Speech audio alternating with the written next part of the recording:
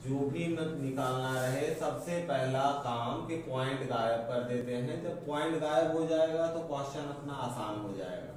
कैसे आसान हो जाएगा तो गायब करके देख लेते हैं भाई कितने डिजिट पे पॉइंट है। यहाँ 2 डिजिट पे, यहाँ पे 1 और यहाँ पे 1। तो मैक्सिमम डिजिट पे जो पॉइंट लगा रहेगा उसी का हम गायब करेंगे। गायब कब होगा? जब ये पॉइंट आ जाए पीछे। कितना बन जाए ये? 36। तो देखिए यहाँ पे कितने डिजिट आया? 2 डिजिट। तो यहाँ भी जाएगा 2 डिजिट और यहाँ है 1 ही डिजिट, तो बाकी दूसरा हम क्या मान लेंगे? 0। इस हिसाब से यहाँ पे क्या बन गया? 120। और यही चीज यहाँ पे 2 डिजिट आगे जाएगा, सिंगल डिजिट है, तो आप क्या मिल गया यहाँ पे भाई? 480, 480। अब एचसीएफ निकालने तो आपको आता है, डिवाइड वाला मेथड कर लीजिए या फैक्टराइजेशन मेथड, कोई दिक्कत नहीं, दोनों से निकल जाएगा। मान लीजिए फैक्टराइजेशन लगाते हैं। 36 का फैक्टर क्या होगा? 2 18 दूना 36, 2 9 दूना 18, 3 गुणे 3, 2 दूना 4, 4 3 12, 12 3 36। 120 का क्या होगा भाई? तो 2 इंटू 2 दूना 4 3 12 इंटू 10 यानी 2 इंटू 5, 2 दूना 4 3 12 दूना 24, 24 बचे 120। ठीक है। और 480 का कितना? 480 का भी फैक्टर कर लेते हैं तो 48 का फैक्टर क्या हो जाएगा? 2 गुणे 24 हुआ, 24 का 2 यानी 12, 12 का 2 6, फिर 2 फिर 3, ये हो गया 48 का फैक्टर। और यहाँ 10 का मल्टीप्लाई है, 10 का फैक्टर क्या होता है? 2 इंटू 5। ठीक है। एचसीएफ निकालना है और आपको पता है एचसीएफ क्या होता है? जो तीनों में कॉमन हो। तो ये 2 कॉमन है, ये 2 कॉमन है और ये 1 3 कॉमन है। इसके बाद ये कॉमन है क्या? नहीं। 3 यहाँ पे है लेकिन अब नहीं बचा, तो 2 गुणे 2 गुणे 3, 2 दूना 4 3 12, क्या आया? 12। एचसीएफ निकला है 12 इन 3 नंबरों का 12, लेकिन हमें चाहिए इस नंबर का जिसमें पॉइंट लगा हो। तो हमने कितना डिजिट पॉइंट हटाया था? 2 डिजिट। 2 डिजिट पॉइंट हटाया था तो वापस से 2 डिजिट पॉइंट लगा देंगे। 1 2 पॉइंट लग गया, पॉइंट के बाद कुछ नहीं तो क्या लिख दिया? 0। इस तरीके से इसका एचसीएफ कितना आ गया? 0.12। अगर आपको एलसीएम निकालना है तो एलसीएम निकाल लेंगे ऐसे ही, और जितने डिजिट पे पॉइंट हटाया है यानी 2 डिजिट पे वापस से लगा देंगे, हो जाएगा, आंसर निकल जाएगा। ठीक है। अब हम देखेंगे क्वेश्चन नंबर 2। क्वेश्चन नंबर 2 में एलसीएम निकालना है लेकिन फैक्टर में है, फ्रैक्शन में है। अब फ्रैक्शन में कैसे काम होगा? कैसे काम होगा भाई? तो आप चाहो तो इसको भी फ्रैक्शन में कर सकते थे। हाँ, नीचे जितने डिजिट पे पॉइंट हटा उतने ही डिजिट पे मल्टीप्लाई। हमारे पास ये दूसरा क्वेश्चन था इसलिए हमने इसको पॉइंट वाले तरीके से देखा। फ्रैक्शन वाला इसमें देख लेते हैं। देखिए एक फॉर्मूला इसके लिए। फॉर्मूला क्या? अगर आपको एलसीएम निकालना है, क्योंकि हमें यहाँ पे एलसीएम निकालना है इसलिए हम एलसीएम पे बात कर रहे हैं कि अगर एलसीएम निकालना है तो एलसीएम बराबर फॉर्मूला हो जाएगा, एलसीएम ऊपर रहेगा और नीचे एचसीएफ रहेगा। किसका? ऊपर कौन रहता है? न्यूमरेटर और नीचे डिनोमिनेटर, यानी अंश और हर। अगर एलसीएम निकालना है तो एलसीएम ऊपर, नीचे एचसीएफ। अगर एचसीएफ निकालना है तो ऊपर एचसीएफ होगा और नीचे एलसीएम होगा। किसका एलसीएम किसका एचसीएफ? तो इनका न्यूमरेटर ऊपर न्यूमरेटर और नीचे डिनोमिनेटर। न्यूमरेटर कौन था? ये ऊपर अंश और नीचे डिनोमिनेटर। तो चलिए एलसीएम निकालना है इस पूरे फ्रैक्शन का, तो उसके लिए हमें निकालना पड़ेगा न्यूमरेटर का एलसीएम। और न्यूमरेटर कौन है यहाँ पे? ये 33, 55 और 22। तो इसका एलसीएम निकाल लेते हैं। एलसीएम निकालने के लिए क्या करेंगे भाई? डिवाइड फैक्टर करेंगे। 11 से देखिए कितना आ गया? 3 5 और 2। 11 से कट जाएगा 3 टाइम में, ये 55 5 टाइम में और 2 टाइम में। ठीक है। अब इसका एलसीएम कितना आया? तो 5 गुना 10, 10 3 30 और 5 गुना 10, 10 3 30 और 30 में जब 11 का गुणा होगा यानी 3 में 30 का 0 लिख लिया, 3 में 11 का गुणा होगा तो कितना आ जाएगा? 33। कितना आ जाएगा? ठीक है। अब इसका एलसीएम ऊपर का कितना आ गया भाई? 33। अब इसका एचसीएफ चाहिए। किसका एचसीएफ चाहिए हमें? 18 का, 12 का और 24 का। तो 18, 12 और 24 का एचसीएफ निकाल लीजिए। कैसे? इसका फैक्टर कितना हुआ? 2 इंटू 3 इंटू 3, 2, 3 गुना 6, 6 3 18। और 12 का फैक्टर क्या होता है? 2 गुणे 2 गुणे 3, 2 दुना 4 3 12। और इसी में 2 का और गुणा कर देंगे तो 24 का हो जाएगा, यानी 2 गुणे 2 गुणे 2 गुणे 3, 2 दुना 4 दुना 8, 8 3 के 24। अब एचसीएफ क्या होगा? तो एक जो कॉमन हो गया, एक 2 कॉमन हो गया और क्या कॉमन हुआ? 3, 3 दुना 6। एचसीएफ कितना आ गया? 6। 6 से डिवाइड कर देंगे, जो होगा इसका एलसीएम आ जाएगा। ठीक है, कैलकुलेशन सही है ना? यहाँ पे 11 से 3 जा 5 जा 2 जा। बहुत अच्छे। चलिए अब क्वेश्चन नंबर 3 देखते हैं। क्या है? यहाँ पे बोला गया है कि एक नंबर है और बीच में एक नंबर गायब है। इसकी जगह पे क्या है? x। और x ये पूरा नंबर, कौन सा नंबर? 1 5 6 8 9 4 7। ये पूरा नंबर अगर हम 11 से डिवाइड करें तो डिवाइड हो जाएगा। ठीक, डिवाइड करें तो डिवाइड हो जाएगा। तब बताइए कि यहाँ पे x की जगह पे कौन सी वैल्यू आएगी, यानी कौन सा नंबर आएगा। तो भाई अगर आपको एक 11 से डिवाइड करने का कंडीशन पता है तो काम हो जाएगा। अगर नहीं पता है तो कंडीशन क्या है? कंडीशन है कि sum of even place sum of value of even place minus sum of value of odd place. अगर एक लाइन में बोला जाए कि तो जितना सम प्लेस पे जो वैल्यू हैं और इवन प्लेस पे जो वैल्यू हैं उनको हम क्या करेंगे? सम करेंगे, आपस में जोड़ के फिर माइनस कर देंगे। कैसे? अगर हम देखें पहला नंबर इधर से अगर विषम माने तो ये नंबर विषम हुआ, फिर 9 विषम हुआ, फिर 6 विषम हुआ विषम, और फिर 1 विषम यानी ऑड नंबर।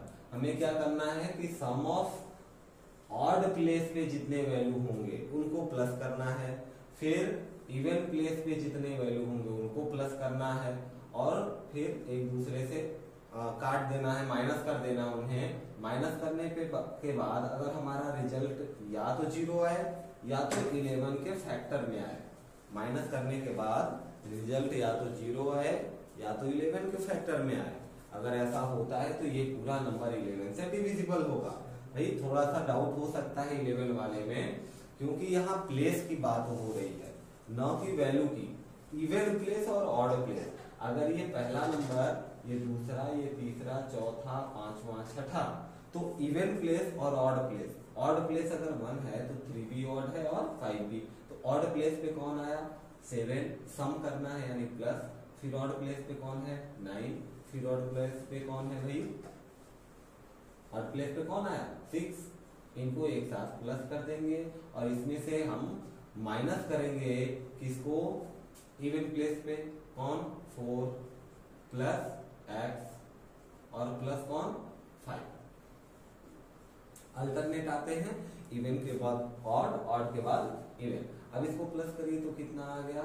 9 और 7 16, 9 7 16 और 16 6 22, और माइनस कर दिया यहाँ 9x, 9 प्लस x 9 और ये प्लस x माइनस x में बदल जाएगा और बराबर मानेंगे किसके? 0 के। ये माइनस कहाँ से आया भाई? देखिए 9 5 और 4 प्लस होगा तो कितना आएगा? 9 और प्लस यहाँ पे है x, अब बाहर लगा है माइनस। जब माइनस बाहर हो और ब्रैकेट का साइन हटता है, ब्रैकेट हटता है तो साइन आपस में क्या होती है? चेंज हो जाती है। तो 9 के सामने कुछ नहीं है तो प्लस है, प्लस बदल गया माइनस में, और ये भी प्लस बदल गया माइनस में। क्योंकि जब माइनस के ब्रैकेट के बाद कोई साइन नहीं, माइनस है, तो ये माइनस अंदर के सारे वैल्यू का साइन चेंज कर देता है, इसलिए यहाँ माइनस आ गया। अब 22 में से 9 माइनस होगा तो कितना आ जाएगा? 13। 9 1 10 और 12, 10 12 22 होता है, 13 आया। और x देखिए माइनस में है, अगर x को इक्वल के इधर भेज दें, इक्वल के दूसरी तरफ भेज दें, तो ये बचेगा क्या, प्लस में। तो x की वैल्यू आ गई कितनी, 13। x की वैल्यू कितनी आ गई, 13। लेकिन हमें चाहिए क्या, यहाँ 13 तो 2 डिजिट का नंबर नहीं रख सकते, 2 डिजिट का नंबर तो नहीं रखेंगे, यहाँ 2 डिजिट नंबर आ रहा है। तो क्या करेंगे भाई, इसको 11 से माइनस कर दीजिए, क्योंकि या तो 0 हो या 11 के टेबल में हो। तो यहाँ पे 11 हो सकता था, इसको 11 से माइनस करेंगे तो यहाँ बचा क्या, 2। तो यहाँ नंबर कितना आ जाएगा, 2। क्यों 11 से माइनस किया, क्योंकि 11 से डिवाइड कर रहे हैं और रिमाइंडर में अगर 13 आ रहा है तो 11 से 1 टाइम टेबल चला जाएगा, और 13 में से 11 जाएगा तो बचा कितना, 2। तो यहाँ पे x की वैल्यू क्या आ जाएगी, 2 आ जाएगी। अगर आपको डाउट है कि 2 आएगा या नहीं आएगा, तो यहाँ पे 2 रख के 11 से डिवाइड करके चेक करके सेटिस्फेक्शन ले सकते हैं। बहुत अच्छा, ठीक है। चलिए अगला क्वेश्चन देखते हैं, पांचवा क्वेश्चन तो और भी आसान है, बस पॉइंट लगा हुआ है, पॉइंट लगा है, और पॉइंट के साथ अगर ध्यान से देखा जाए तो यहाँ 0.49, 0.7, 0.73, 343, 0.7, हाँ बहुत अच्छे। तो कुल मिला के यहाँ पे बात है 7 और 7 के स्क्वायर और 7 के क्यूब की, ठीक है। 7,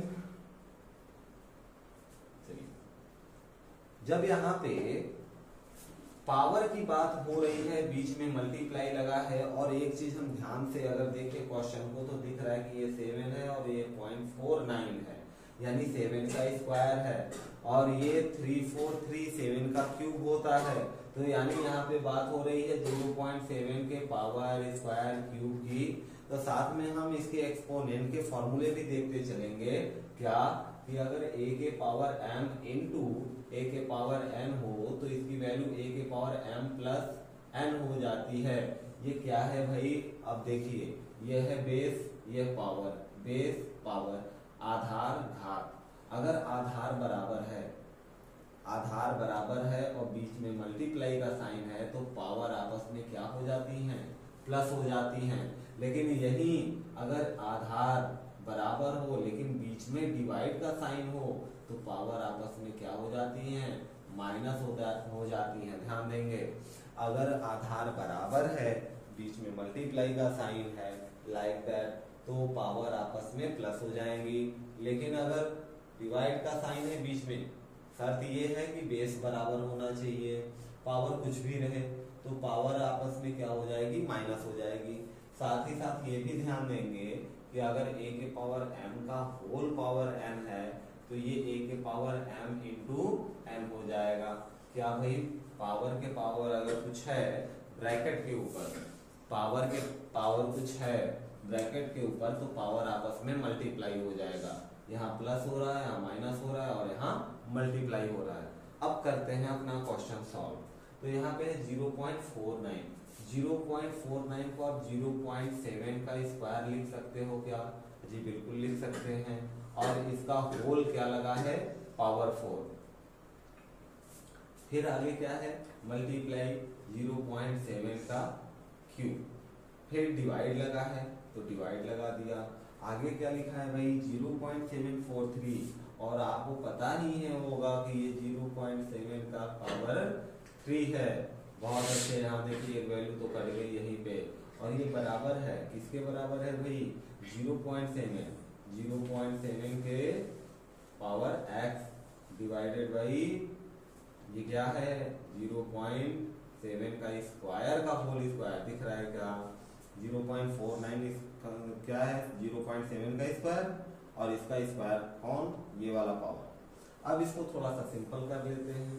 कैसे सिंपल कर लेते हैं, 0.7 के पावर कितना, 4 गुना 8, 4 टू जाए according to this formula. Power के पावर अगर कुछ है तो पावर क्या हो जाएगा, मल्टीप्लाई हो जाएगा। फिर बीच में मल्टीप्लाई का साइन, बहुत अच्छे, 0.7 के पावर 3 डिवाइडेड बाई 0.7 के पावर 3 इक्वल टू 0.7 के पावर x डिवाइडेड बाई 0.7 के पावर जा 4, यही वाला रूल। अब देखिए क्या हुआ यहाँ, क्या हुआ भाई, यहाँ देखिए बेस बराबर हो गया क्या, बिल्कुल सबका बेस बराबर हो गया। तो जहाँ पे मल्टीप्लाई आएगा वहाँ पावर क्या होगा, प्लस हो जाएगा, जहाँ पे डिवाइड आएगा वहाँ पावर क्या होगा, माइनस हो जाएगा, और आंसर आपका निकल जाएगा 0.7 के पावर में कितना आ गया, कितना आ गया 8 मल्टीप्लाई का प्लस 3 डिवाइड का -3, ये बराबर है किसके भाई, 0.7 x डिवाइड का -4। अब देखिए 0.7 रिप्लेस हो गया, गायब हो गया, खत्म हो गया, और -3 + 3 कैंसल आउट, तो यहाँ से बचा 8 और यहाँ से बचा क्या, x -4, और ये -4 इक्वल के इधर जाके क्या बन जाएगा, प्लस बन जाएगा, तो आ जाएगा x = 8 + 4 कितना आ गया, 12 आ गया। बहुत अच्छे, कितना आ गया, 12। यहाँ क्या किया भाई, 0.7 रिप्लेस हो गया, क्योंकि दोनों बेस बराबर है, दोनों बेस बराबर है। हमें तो x की वैल्यू चाहिए थी, x कहाँ था, पावर में है, तो हमने क्या किया, बेस बराबर करके उसको रिप्लेस कर दिया, तो पावर को कंपेयर करा दिया पावर से, पावर को कंपेयर करा दिया पावर से, और यहाँ से हमें x की वैल्यू मिल गई। ठीक है, ऐसे ही हम और भी वीडियो लेके आएंगे ताकि आपका प्रैक्टिस होते रहे। तब तक तो चौथा क्वेश्चन छूट ही गया था, क्या है भाई क्वेश्चन में कि 6 7 1 y 4 8 3 अगर 9 से डिविजिबल है, अगर ये नंबर पूरा पूरा 9 से डिविजिबल है, तो बताइए y की वैल्यू क्या होगी। यानी यहाँ पे क्या आएगा, तो भैया 9 से डिवाइड होने का कंडीशन क्या है, बहुत आसान, सम ऑफ ऑल नंबर, यानी 6 7 + 1 + y + 4 + 8 + 3। अब y की वैल्यू तो निकालनी है। कंडीशन क्या है कि सारे नंबर को प्लस कर दो, जो 3 वाला कंडीशन है वही 9 का कंडीशन है, कि सारे नंबर को प्लस करने पर अगर वो नंबर 3 या 9 से कट रहा है तो पूरा नंबर 3 या 9 से कटेगा। तो इसको हमने प्लस किया, 6 और 7 13 1 14 14 4 18 18 और 6 26 18 और 6 8 18 8 26 26 27 28 29 29 आया। और ये 9 से डिवाइड कब होगा, अब y की जगह पे ऐसा क्या रखेंगे, तो 29 में ऐसा क्या जोड़ दें कि 9 के टेबल में कट जाए, तो भाई 9 के 9 9 दूनी 18 9 3 27 27 तो आ रहा है, लेकिन यहाँ 29 अब घटा तो सकते नहीं, ऐसा कोई नंबर नहीं कि इसका कम हो जाए वैल्यू, तो वैल्यू हमें बढ़ाना पड़ेगा।